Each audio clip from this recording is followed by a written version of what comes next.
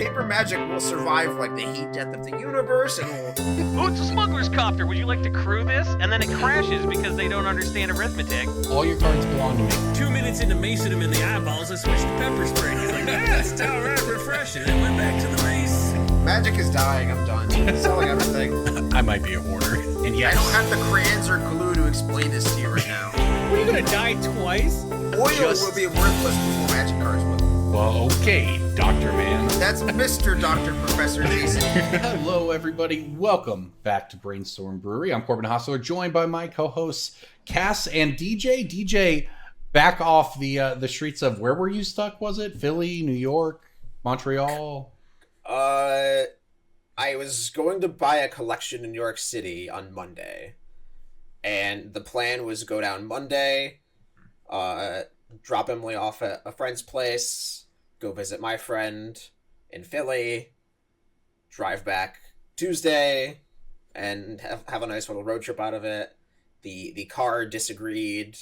For some reason, my wife and I always have road trip problems when we're traveling together. That's probably an omen that I've just been passing on. Okay. But Don't road. Maybe this has to do with the car and the road trips, DJ. the whims of the fates disagreed, and I ended up staying in Philly for like 3 days. I did not have the worst time because I was at a friend's place, but I also enjoy being home and had a lot of wrenches thrown in a lot of plans. So, And did you get the collection, DJ? That's the I question. did. I got the bag. Through hell or high water, that collection was purchased. The car broke down and we were like 20 minutes away from the collection, so I left Emily with the car while she called AAA, and then I took a lift there and then took a lift from there to the mechanic. When the car breaks down, Emily should just get out with a jug of water and just like spit it on the engine Mad Max style. Like, what's the problem? I was going to say make that collection come to you on the side of the road. I've never done a roadside service collection. That'd be new, breaking new territory. Yeah, be like, this is my commitment to you and buying your cards. That even with my car broken down, you just drive a little further. I got you. What if we just like set up like a roadside fruit stand, but it was buying cards? And it's got to be like next to a food truck. A food truck and card buying event? Are you kidding me? That'd be great. Yeah. People could eat poutine from a food truck, which is already a hard food to eat from a food truck, while they're handling cards. It makes so much sense. Yep. This was my subtle dunk on poutine food trucks, the dumbest invention ever made. A poutine food truck is? Yeah. Why? How the f*** are you supposed to eat poutine from a food truck? I don't eat poutine anyway, but that is a good question now that you think about it. If Because it's it in a all basket. comes- If it's in a plastic basket. You eat it with like a sloppy fork, like you're just standing there on the sidewalk, hunched over, shoveling it in your mouth? Yes. No, that's not how you eat poutine. I actually don't know anything about poutine, and I hope no Canadians are listening to this podcast. And if you are, go away, Canadians. But I'm a Canadian. You can't say that. Are you Canadian? Yeah. You can tell him to shut up. He's Canadian. No, I'm shut up, half Canadian. Say sorry. I'm half Canadian. Say sorry, Corbin. Sorry, mate. What was that? Like a sad Australian? No, you gotta mean it. Like, G'day, mate. I'm very sorry. the Australians are Sorry. way cooler than you. I'm very sorry. They drink snake venom for breakfast. You I'm have sorry maple I didn't syrup in do your it blood. better. Sorry I didn't do my sorry better. Sorry I didn't do my Australian accent better either. We're all losers here on Brainstorm Brewery. But you know what we didn't do? We did not leak an entire set of Magic cards like it's 2013. 2013. No, Was that New Phyrexia? 2011. Oh, my bad. That's what I was aiming for. Rancord Elf with MTG Salvation was 2007, I think. 2006. 1. I do remember people having free Rancord Elf in their signatures for a very long time. Yes, I do. Oh, mine was filled with a personality test results for a guild. That sounds like you. And what was that guild, DJ? Golgari at the time. Rancord Does Elf anybody- was the OG. For people who don't know, Rancord Elf was the MTG Salvations forums. Would regularly post new cards back in the days Corbin, the internet was new. You can't be like, for those who don't know, like on the forums. You have to be, for those who don't know, a forum is. That's the fair. timeline we're at, Corbin. Yeah, ask ChatGPT. I do love the video of the boomers making fun of teenagers for not being able to use a rotary phone. Yeah.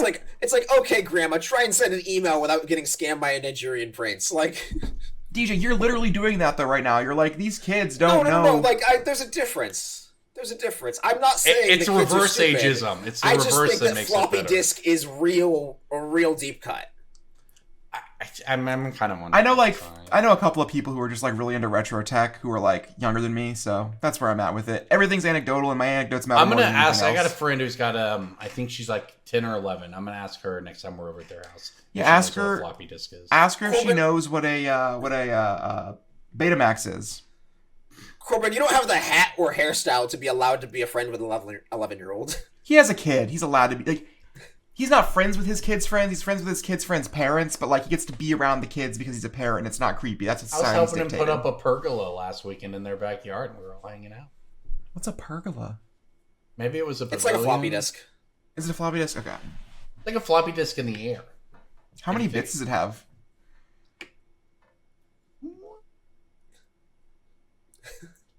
That's not a lot. Oh. It didn't have enough. I'll say that's why we had to do it, because the original design was leaky. Anyway, leaky pergola. You can't.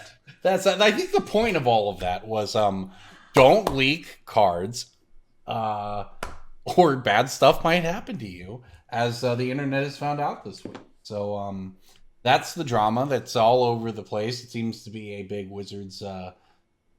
With just another week, I guess. We had the D&D drama a few months ago. This got picked up by all the same places. And I don't know, feel about it what you will, but it was definitely not a surprise to see Wizards come down hard on somebody leaking an entire set, given that we've seen what happened with like the new Phyrexia bans, for instance, and when the whole judge Facebook chat thing that people got banned for. I feel like Wizards has been pretty consistently coming down after people who leak stuff. I mean, it was a full set, but it's only like 40 cards. It's like 1/5 as bad as new Phyrexia leaks. Sure, statistically, it's true, yeah. Oh no, we learned that there's a creature version of Nissa. Ah! I didn't even look at them. I don't even look at whenever stuff gets leaked, I can't even process it if it's not in like a magic frame. I just don't even look at it when they're just text spoilers or whatever. These pictures were all grainy, didn't even bother. I love myself too much to look at anything that's not a high-res glossy JPEG. Like I can't deal with the grain. Look, Gatherer, Scryfall, yeah. And speaking of things that just make you feel good inside, it's time for Breaking Bulk. Breaking bulk time. Breaking bulk time. Break. Oh, yeah, Breaking Bulk. There's so much good stuff. It's a pick. Breaking bulk. The end. Did you see how, because I always crush at the game and it makes me feel good? All right, Corbin, Did are you you get- ready to crush it this one? I gave you a break last week. I took a break. I was missing in action. You had a chance to style on everyone. Are you ready? The real challenge is To back. Are style you ready? on everyone. All right, let's hear it. This is a rare from New Capenna Commander. Specifically the Commander set. Not Professional Streets of New Face Capenna. Breaker. Is this like Aerial Responder or whatever? Or the flyer that like exiles a thing? I know the cards you're referring to. This is not it. This is a black card. A black rare from Streets of New Capenna Commander. Correct. Anyone know what's in that set? You do, Mr. Mastermind. I'm pulling it up. I'm cheating. Actually, it's too hard to look up New Capenna Commander cards. I'm absolutely not cheating. It is a 3/2 for 3 mana. Opposition Agent. No, that was Commander Legends. Also not close to a bulk card, really. The 3/2 for 3. The New Capenna Commander, the black themes were like tokens tokens and connive. Connive is the word I was looking for, yeah. This is neither of those themes. No one knows Oh, what I this mean, is because which you deck chose is a it in, fake though? set. I don't actually know what deck it is in, but it is a Oh. tribal assassin, mercenary, and rogue card. UJ card. Yeah. No one knows what this is. It's I got on the nothing. card, probably. Mary the Killing Quill is roughly $3. They literally never heard Whenever of that. a creature an opponent controls dies, exile it with a hit counter. And then assassins, mercenaries, and rogues you control have death touch, and they have the ability, quote, whenever this creature deals combat damage to a player, you may remove a hit counter from a card that player owes in exile. If you do, draw a card and create 2 treasure tokens. A lot of God, that words. is wordy. That's so weird. The effect is pretty straightforward in gameplay, but it is a lot of words on the card. It's like $3, and this is just one of those cards that slips through the cracks, and there's so many rares from Commander Precons nowadays. It is hard, if not impossible, to just know which ones are $3 to $5 off the top of your head. This could very easily be a bulk rare, and nobody would blink an eye. Yeah, that's true. I didn't know, but I didn't even know this card existed. For my breaking bulk, I have a Rivals of Ixalan red rare. It's not Itali, that is a bulk rare now. Sag. Rivals of Ixalan, red, rare. It's Rivals, right? Yeah. I never remember the set symbols for that block, but yeah, it is Rivals. Rampaging Ferocidon. That's Ixalan. Ixalan also not worth anything, I don't think. It's worth I think $3. it is. That's worth a few Yeah, dollars. well. Rivals red rare. I'm manifesting the set symbol now. I'm willing to admit that I'm not sure if it was like a Planeswalker deck card. I don't think it is. I'm opening my third eye.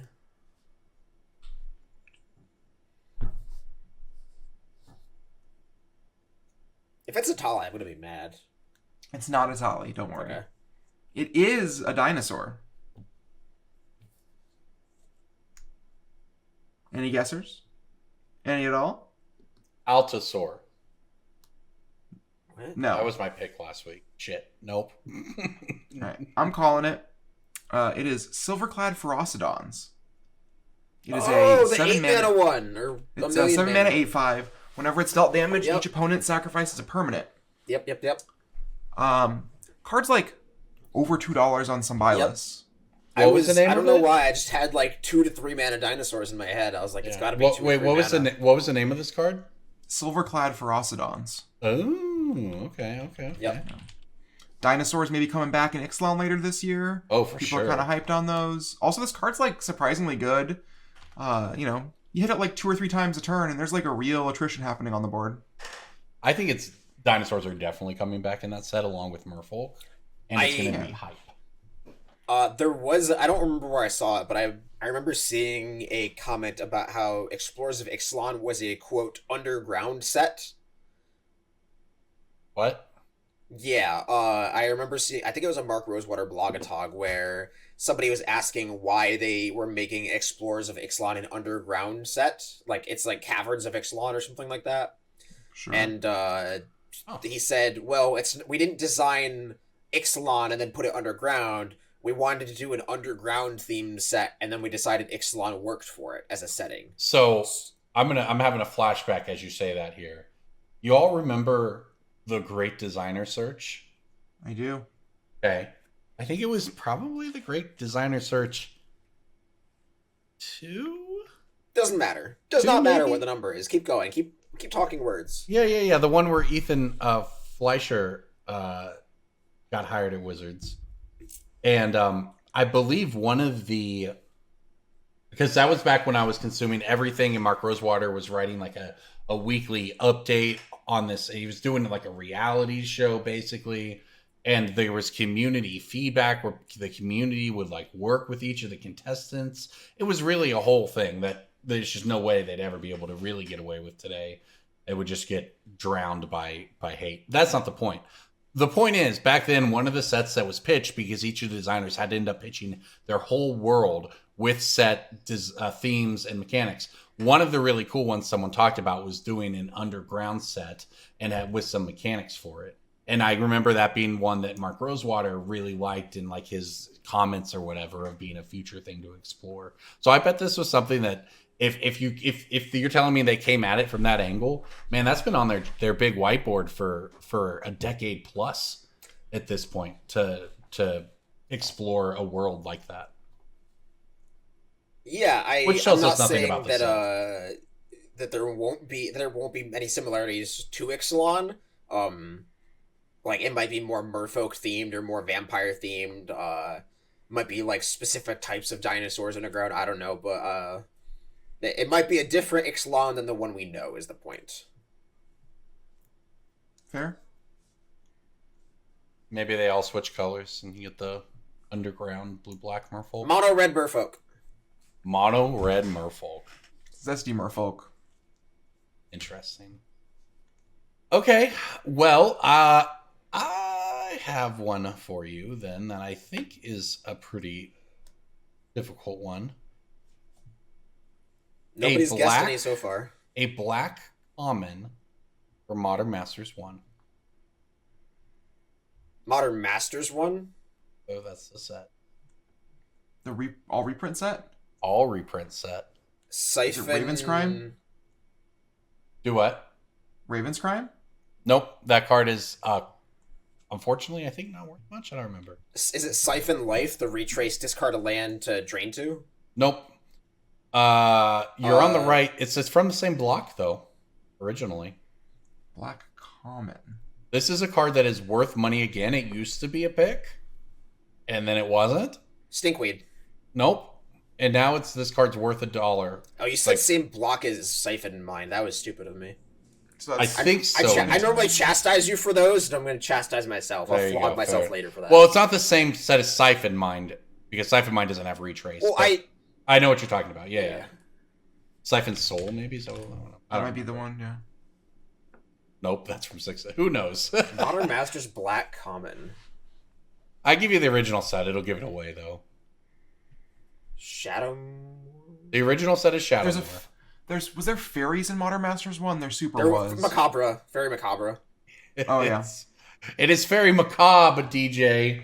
Whatever. But yes. I went many adult years of my life calling it macabre, as a matter of fact. Yeah, very macabre. I don't know. It must be coming. I've heard it coming both ways. Yeah. It must be coming around again in some kind of format because this card has steadily climbed up to over $1. I guess it maybe makes sense that I haven't seen it in Modern recently, but maybe it's making a comeback in Modern. It's a nice mana-free way of dealing with graveyards.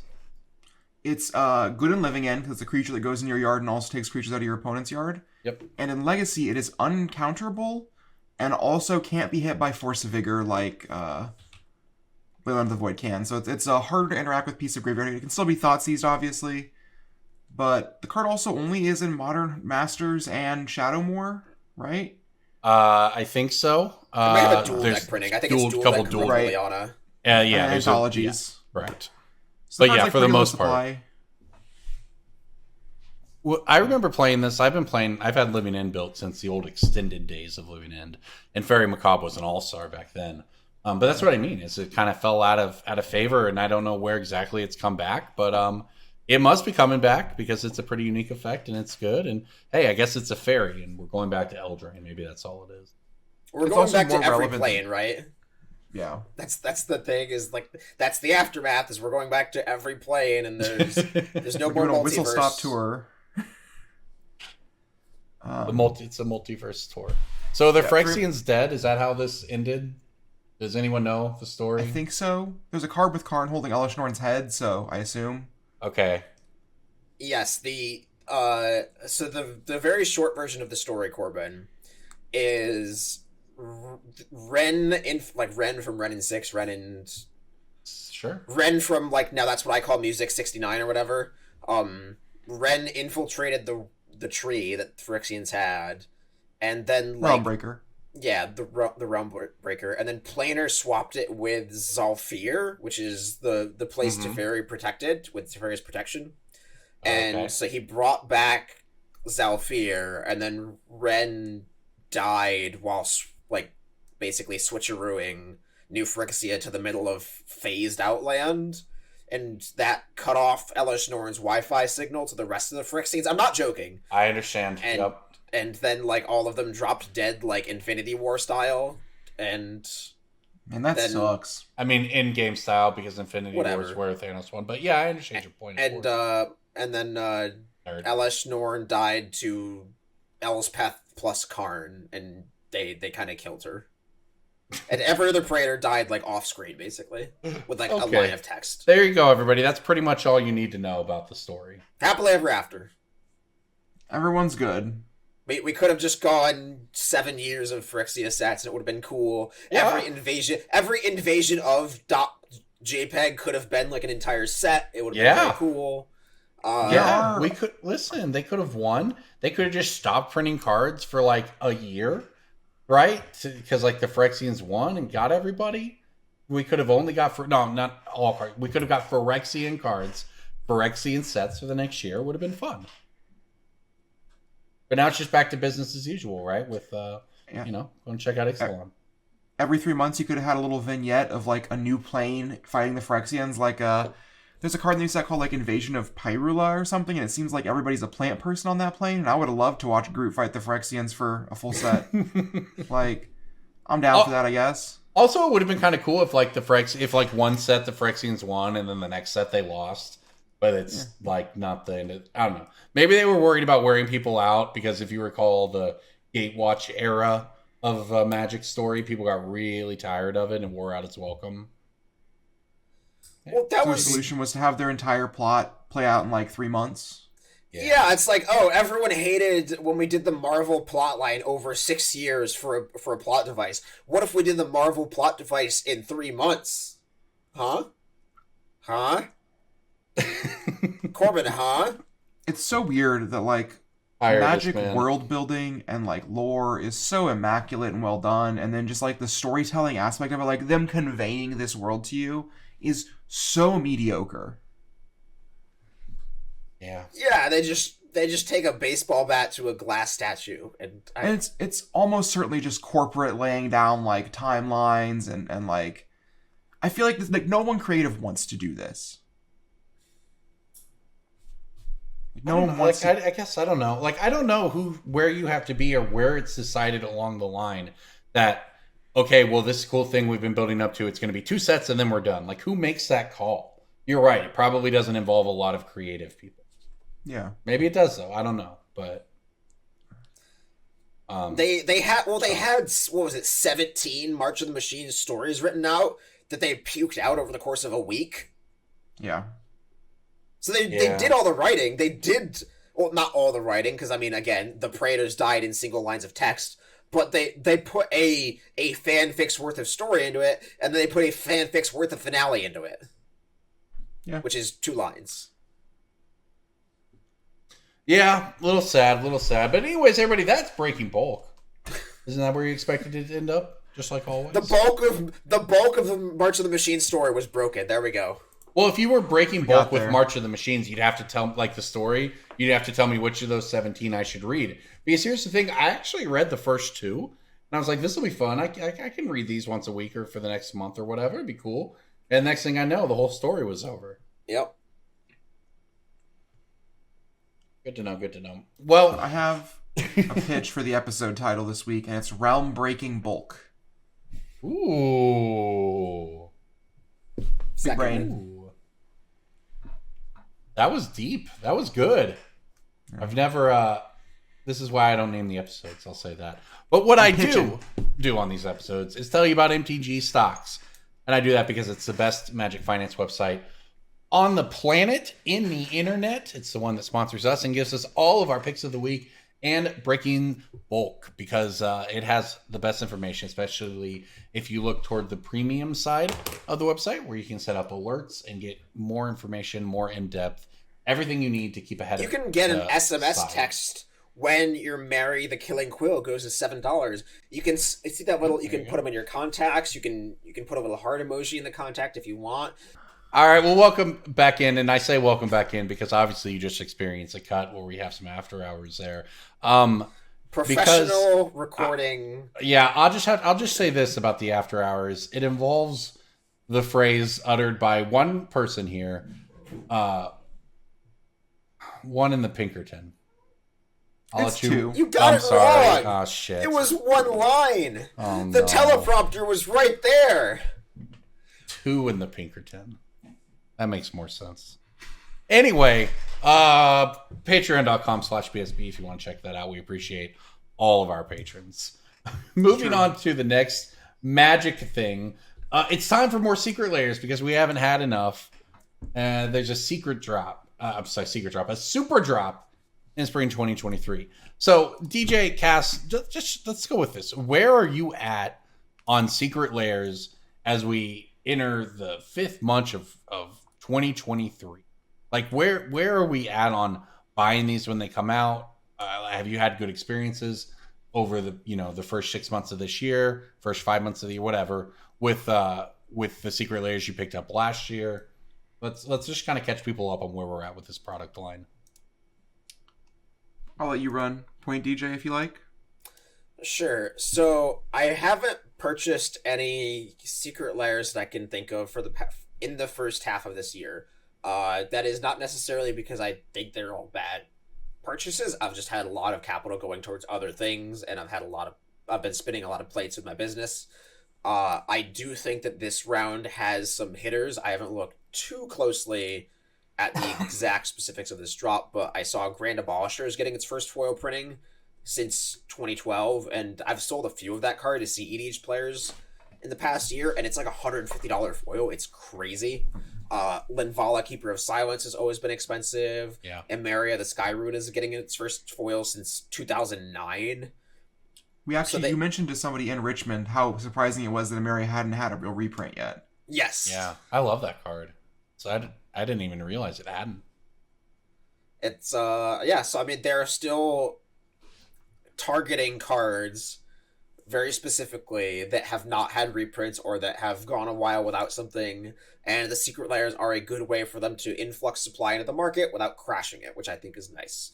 Ristic Study from the Arcane Secret Lair is another poster child I like to point to for this, where it got a lot of them into the market. People could pay $30 for a Ristic Study plus a bunch of other stuff like Denting Blows, Seize the Day, Crows and Grip, Spore Frog, Command Tower, all of that nonsense.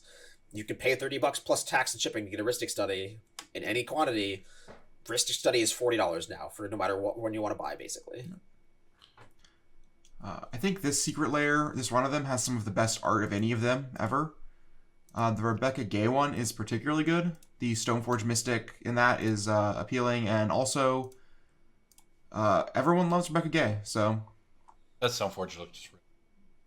I also How like about that Seraph Sanctuary? Where are you at on that one?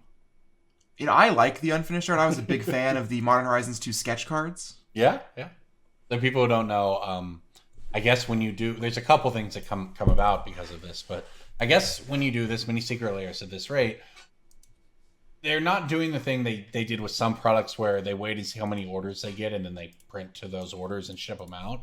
They're clearly doing, like, creating some amount in advance because it's too late for them to stop the Seraph Sanctuary art in the Elena Danner secret layer that's being used. It's an unfinished version of it. It's got still some sketch in the bottom left of the card that later got turned into buildings, and we don't know how they got the wrong version, but the point is it's too late for them to change it despite this product not even being available yet, which raises some questions about, right, they're not printing to demand at that point, they're just printing cards, right? They're just printing some number of secret layers based on, I mean, they've made 150 of these or whatever now. They probably have a pretty good idea of how they sell. Yeah, and I think that they've figured out how to cultivate the reprint choice to optimize sales to a degree. For this Elena Donner one, we have some very, very good cards in Linvala and Emeria, and then the whatevers in Sunblast Angel and Seraph Sanctuary. I mean, the art's great, the flavor text is cool. There's a lot of, but they know how to tweak that. They're not putting 7 $30 cards into a $30 secret layer. They are streamlining it to the point that they can put a specific number of value cards in there and know how to just milk that reprint equity going forward. Well, and they can be pretty, with the rate they're doing secret layers, they can almost be really responsive to, this isn't something they're doing right now, but who's to say that 2 years from now we're not going to have like secret layer modern drop, and they take the 10 most played cards of modern over the past year, split them up into a couple different secret layers. That's, I mean, they kind of just do that as it is, right? Like we have to an extent, yeah. Stoneforge Mystic and Thassa's Oracle, and yeah, it's not really marketed that way. I guess, you know. Well, and sometimes these reprints do crash prices. Like, we had a $60 copy of Ulamog Ceaseless Hunger go to Secret Lair, and now Ulamog is a $35 card because he has a breakfast cereal. Also, the kind of person who buys lots of Secret Lairs is not a Modern player. It's a person who wants foils for their commander deck. Yeah, and so that's just kind of like a misuse of the product channel, I guess. Well, but here's the thing. What it raises is the question of, if they have the ability to so quickly turn around special printings, what's to stop them from using this infrastructure to then create a Modern product line? You know, as we talked about cutting stores out of the equation. Well, they're doing a Modern product line. It's called the Lord of the Rings set. Like, they're putting Modern cards into like booster packs because I think they know that Modern players want to draft it. I think they know that like Modern players just want to experience that product through that vein.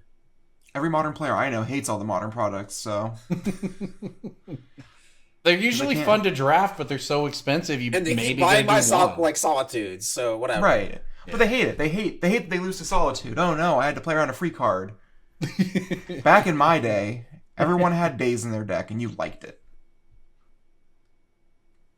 My favorite part of the Seraph Sanctuary Unfinished Art thing is that they came out and said that they're now going to put the finished version of the art in a future Secret Lair, which, hey, great. But we don't need 2 promo printings of Seraph Sanctuary, I'm just saying. We got them now, though. We weren't beating the door down to have 2 different printings and promo of Seraph Sanctuary.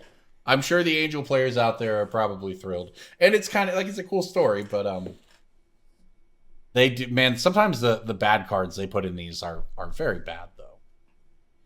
I don't think that card's bad. It's a land that like fills a role in a mono white deck. Like, the thing for me is like that card gains you like 10 to 15 life over the course of a game. Is that bad? Well, that card sells really well. And it triggers all of your like whenever you gain life effects. It does its role. It comes in untapped. It's just a workhorse. It just does its thing, and it goes unnoticed for the entire game. And by the end of the game, somebody's like, "Oh, your Avacyn Angel of Hope is so overpowered." And like that land probably added 20 power work to the board with some like life gain trigger effect. It's like when someone asks, "What's everyone at?" and someone says, "Like I'm at 43," and you go, "What the?" It's because of that land. Yeah. I'm just saying we stand a Seraph Sanctuary on this podcast. Listen, I hear you. I'm just saying that no one was clamoring for an Uvenwald Tracker reprint. Brian Kibler was. I'll have you know. And I don't I guess I don't. Daybreak Ranger. It was. You also like Uvenwald Tracker. It was the same. It was the same deck, right? Yeah. Uvenwald Tracker was a cool card. Just for that was a cool deck. If Daybreak Tracker is where I start my, like, 15 years later LARP origin story, then I'm fine with it. Like, if buying into Daybreak Tracker, like, Daybreak Ranger, right? Like, eventually turns me into, like, this super hot, like, 45-year-old dude who, like, LARPs for a living in Southern California, like, okay, I'll lose a few $100 on an Innistrad bulk rare, that's fine. I'll have you know that buying Daybreak Rangers had very little to do with any of that. Oh, yeah? I can confirm that because I have a whole bunch of Innistrad bulk rare sitting in a box, and those Splinter Frights did not turn into those things you're talking about, DJ. I think Brian Kibler's endgame were happened because he's gorgeous and charismatic and, like, very smart. Owning Daybreak Rangers, like, might have, like, pushed him to the dark side, but he managed to circumvent that. Don't make me mute you. I'm a Kibler fan. I love Kibler. He's great. So am I. I haven't bought a Secret Lair ever. And every time I think I'm going to, I just don't. I think the last one I bought was the Junji Ito one, and that one was a slam dunk. Yeah, I was really annoyed that I missed out on that one just because I just missed the boat. I just wasn't paying attention to my Google Calendar correctly. You know, I mean, it's so easy to just, like, forget the date. Now that I'm looking at some of them, though, like, it's a really cool Kogla in this one. I play that card. These are pretty fun.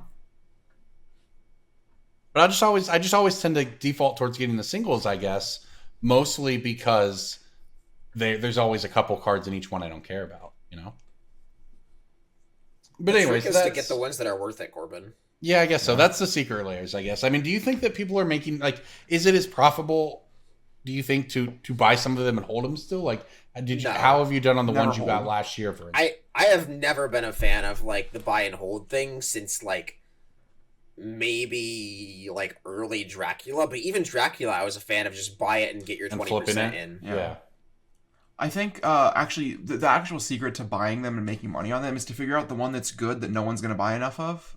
There was the drop. It was the drop with the Serial Ulamog in it. There was the one with Mental Misstep, like the weird like trippy cat art. The all one drops one, or no, it was like that one was also good because it had Demonic Consultation, Sarah. So that one was like obviously good. The one I'm thinking of had like Future Sight, Mental Misstep, in like a weird trippy style, and the Foil Mental Misstep, like Foil Mental Misstep was $100 before that. And so that one was actually good because the Fundamental Misstep on day one was like $40 or $50. I think it was like the Meaning of Life or something. Yeah. It's one of the 150. I say 150. It could be 175 or 200 for all I know.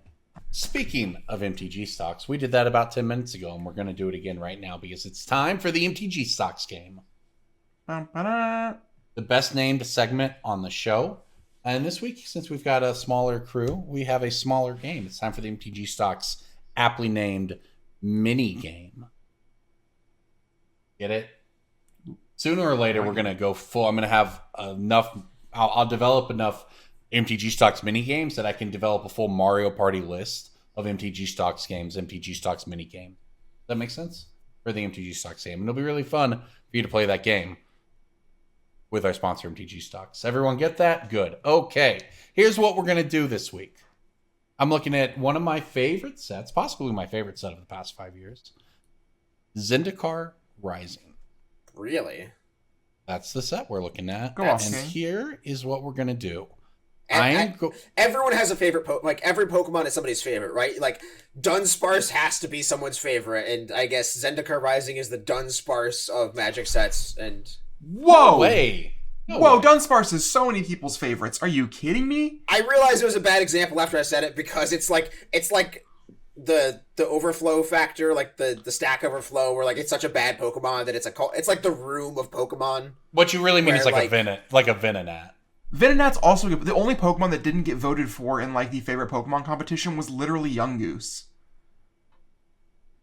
Or Yungoos. Because it's a bad Rattata, right? It's a forgettable Rattata. And like the evolutions, and people who like Trump probably picked it because it kind of looks like Trump. Like that's the only thing that line has going for it. Yeah, because Bidoof is like the most likable Rattata because it's so I think Lechonk Sure. is fighting for the Bidoof throne, but it's a conversation. This for a all different has podcast. very much to do with Zendikar Rising. But in another set, Cass called out your Dunsparce comparison. It might be a Dunsparce because this set was popular and everyone likes Zendikar. I like the Rogues. Rogues are cool. This was the party set, one of the best limited formats of the past 5 years. Not bomb heavy, very much synergy driven. Cass, was that Okay. a you don't believe? Was that a you don't believe me look? I saw. I believe, in Mark Rosewater's words, party mechanic was received very poorly. Wait, really? I think he gave it like a very poor reception, despite it being like internally it was a very popular mechanic, and I think externally it was not. Wow. It made limited very fun. I played a lot of that one. I don't doubt that. I can't speak to anything. I guess I've never really seen a party card outside of limited, but I judge almost everything just by how it plays in draft. Okay, but here's what we're gonna do. We all know that this set is great because it has a bunch of flip cards, right? I want the two of you to tell me to try to come up with the top 3 to 5 flip cards from the set in terms of value, and I'm going to give you a freebie. I'll give you the most expensive flip card in the uncommon slot. Like I'm talking about the cycle. Yeah, it's the ones off Rebirth. rares or Good, move whatever. on. Yeah. Well, no, it's Malakir Rebirth, TJ. What? Really? Yeah, he plays in Modern Black Red Scam. Yep. Malakir It's more Rebirth. expensive than Balagad, whatever. By $1. Wow. Balagad Recovery is $4. Malakir Rebirth is $5. Wow. But like, aren't the Mythic Flip lands the most expensive things? Like, Yeah, no, I'm talking like because the point is here that there are several of the other ones that are breaking bulk type picks, and that's what I want to get at here. The uncommon. You're going about it in a very convoluted way. I so hear we're ya. doing breaking bulk on only flip cards from Zendikar Rising. Yeah. Okay, we got Balagad Recovery, we got Malakir Rebirth, obviously. Sajiri's Step or whatever. It's like the something protection. It's like gives Okay, something yep. protection. DJ, that's It's number like- 4. That's the 4th one. That's what this works out. I figured you all would be able to Spike get the Field. prize. It's like- Disruption. It's like a guy with a spike through his hand. Spike Field Hazard. Yeah. Yep, good call. That's number 3. Dwari That was Disruption. the one Sajiri Shelter is the one I thought you all might have trouble with. What else are you looking at? Dwari Disruption saw a bunch of standard play. I don't know if that card's any good. What is that? Force spike on a land? That card's actually Yeah. not worth anything, but that card is good. You all got the top 4. The 5th one is not really worth anything, so it's still in division. Sure. Honestly, I thought Sajiri Shelter was going to trip you up. We're good But at the game, game, Corbin. We're good at the game. The point is, That all also 4 of seems those high. cards are worth at least $1. And Malika Rebirth and Balagad Recovery, and you're more likely to find Malika Rebirth and Recovery. But those are some epic breaking bulk hits. You know, those are the kind of $5 breaking bulk hits of old. That's out of a recent That's some set. like, oh yeah, $5 kitchen finks, baby. Oh yeah, like. Well, that's- yeah, I mean, but this is a recent set. You know, we No, talked yeah, so I know. much about And back like- in the day, like when we were picking in 2011, that was a $5 kitchen finks from 4 years ago. Zendikar Rising is basically the same thing. Yeah, exactly. And this is in a Also- time where we thought reprinting had killed a bunch of things, blah, blah, blah. We still see expensive standard cards, and we still see uncommons be worth money, like Expressive Iteration or whatever. Well, it's a weird situation where like collector boosters have made it so that non-foil commons and uncommons are actually kind of rare. Yep. Yeah. Speaking of which, actually, just a little segue into a fun finance tip. You can't open non-foil battles in collector boxes of March of the Machine.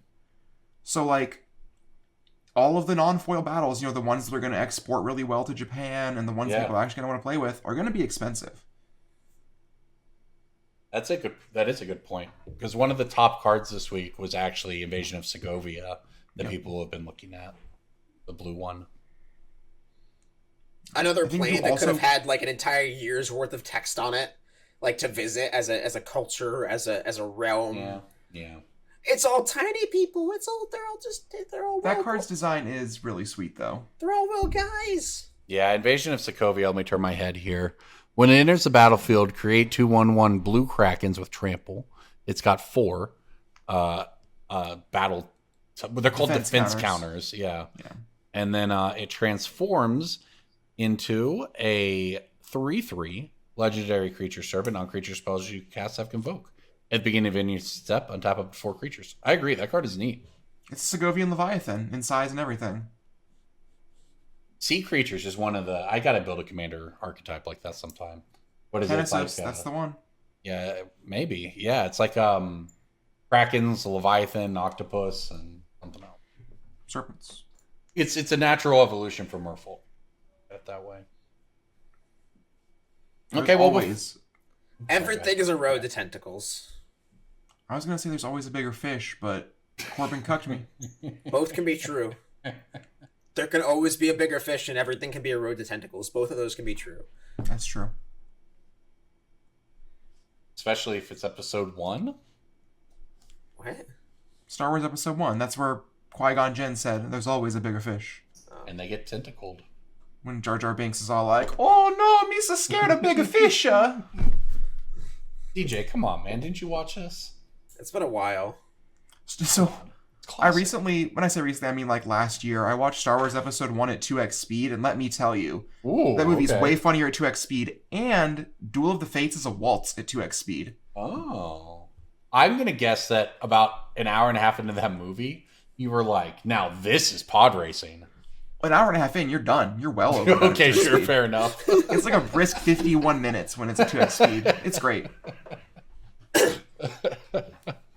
All right, well, before we get out of here this week, let's give the people what they want. It's time for some picks of the week. Pick of the week, pick of the week, pick of the week. Time for the pick of the week. It is time for Pick of the Week, courtesy of Coalesce Apparel and Design. You thought it was going to be MTGstocks, and it is, but it's also Coalesce. You should go check out Coalesce Apparel and Design. Use the gift code Brainstorm Brewery. Get a % off your order, which can be for our merch, but it could also be for anyone else's merch in Magic, because almost everyone who you want to get some cool stuff from is moving over to Coalesce Apparel and Design. It's the best company in the business for the merchandise needs, you can use our gift code Brainstorm Brewery. Go check that out. After you got my Mary killing quills or whatever, the divorce is finalized, you figured it out, and then you look in the closet, all your clothes are gone. Where are you going to restock? Coalesce. You're going to rebuild your life with just magic. You're going to be that person. If you get laid off and need to replace all of your free wardrobe from your previous employer, OLS. We could always play the classic game of Marry, Kill, Quill, Coalesce Apparel Design. All good suggestions. All good suggestions. And you can contribute. Send an email to brainstormbrewery@gmail.com if you want to let us know any of your thoughts on any of the above. But what we have for you this now is some picks of the week. Cass, why don't you go ahead and kick things off? My pick of the week this week is a rare from the new set, March of the Machines. It is Bloodfeather Phoenix. That's a really cool name for a card. Good lord. That's the first time I'm hearing that. What does that do? I've never heard of this. I have it pulled up here. It's a 2-mana 2/2 flyer. Bloodfeather Phoenix. Good lord. DJ. That's metal as... Yeah, the card's like $4 in Japan. And it's worth like 25 cents on TCG Player. It is a 1 and a red for a flying 2/2. It can't block, and whenever an instant or sorcery spell you control deals damage to an opponent or a battle, you may pay red. If you do, return it from your graveyard to the battlefield, and it gains haste until end of turn. Why do you need it to block? It's called Bloodfeather Phoenix. You should only be attacking for the rest of your life. Saying this card name makes me want to eat a live bird. Like... Okay. What? Get you an No Ortolan. one's ever said that. Lots of people wanted to eat Ortolans. It was like a thing. Oh, that was in that show, wasn't it? It was in Hannibal, yeah. Why'd they gotta make Mads Mikkelsen so sexy? Anyways, Bloodfeather Phoenix. Card's like $4 in Japan. Okay, so my pick of the week is Brian Kibler. Cass Oh my god. Mads Mikkelsen. Corbin, who's your man crush Monday? Who's your Gen X? Gen X? Kibler's not really Gen X, but I was going to say, I watched Bullet Train recently. The movie's fun. Brad Pitt's in that movie. That's a fun movie. Whoever did, I think his name is Brian Tyree Henry, whoever did his costume in that movie deserves a fucking raise. Like, he looks incredible. That movie was really fun. I'm going to be honest. That movie was cool. All right, DJ, pick of the week. Let's hear it. What do you got? My pick of the week was $25 not too long ago, and you might not even know that it dropped to a lowly $5. Croxa, Titan of Death's Hunger, is worthless now because it was in March of the Machine Multiverse Legends with its little stargazing constellation theme thing. This used to be a hot list card for several vendors, and we would compete over it, paying 80% of TCG, 90% of TCG. I put this in the $2 pile recently when I was buying collection and was just very confused and disoriented. The card's very powerful. He's playing Pioneer. It's just very strong and will continue to find ways to be abused because it is just very easy to do shenanigans with, and it's powerful in Commander because it says each opponent and it just generates a lot of advantage. It's like $5. It's probably bottomed out and cannot be surprised if it goes to 10 over the course of the next year. It's hard to reprint too. I don't think this is the kind of card they put in a Commander precon. No. Really? I don't think so either. And I do like that as a $5 pick because the card's pretty powerful in Eternal formats. Like, maybe it's a little out of favor right now or et cetera, but I mean, there was a minute where it was really big. Modern. It's seeing play as like a 2, somewhere between a 2 and a 4 of in one of the best modern decks, Red Black Scam. Yep. Card is powerful. The Halo foils are like 25. I don't really care about that. I don't care about the serialized ones really, or the foil etched or whatever. I would just get the cheap stargazing ones or the original ones if you can get them at the same price as the stargazing ones. Just go for the regular one. Don't go super ultra fancy on this one. Alternatively, you could buy a serialized one and flex on everybody. Just saying. All right, this might be a controversial pick, but we'll see what you all say. I've been looking at the graph for, you mentioned Streets of New Capenna earlier, and I was looking at everything in that set. Y'all remember Bootlegger's Stash? The Broken Mythic? The 6-mana green card that makes your lands create treasures? Well, that's worth it because it's banned in Commander, right? It's so broken. It's so good that it was banned. Yeah. Like Just no one would. Yeah. Nobody got to play it. Like it's still banned. It was banned the day they previewed it. On day one, Shivam Bot went out into the street and just like old yellered it. Just didn't. Okay.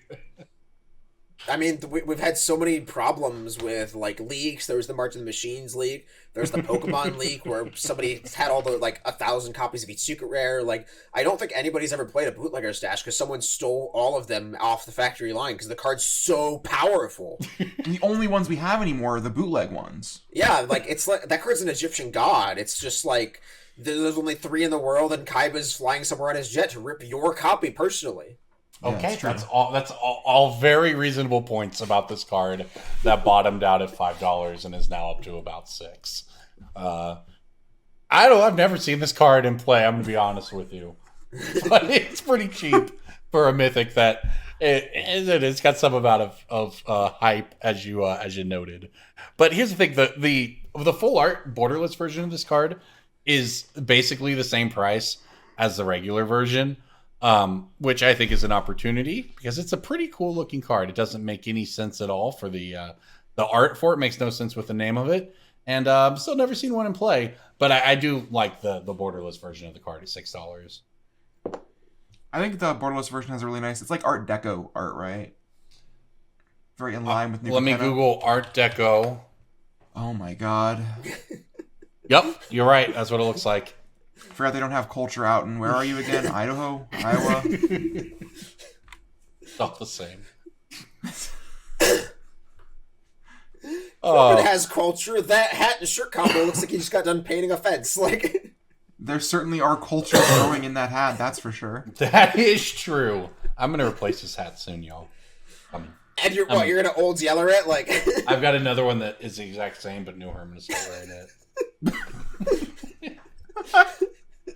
And everyone, you can find it by going to a cartoon YouTube. character who opens his closet and it's all the same hat.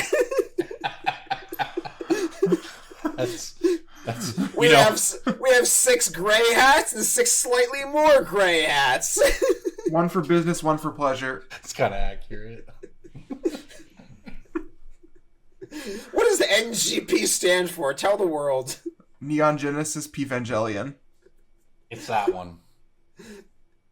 It doesn't even stand for anything. Just the name of the company. It's my friend's company. I should be getting paid to wear this hat.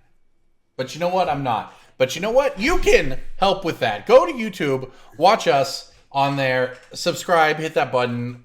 We want to make sure our sponsors have people across the spectrum listening to them. That means on podcasts, and autistic people video, too. We're everywhere you want to listen to this cast. You can.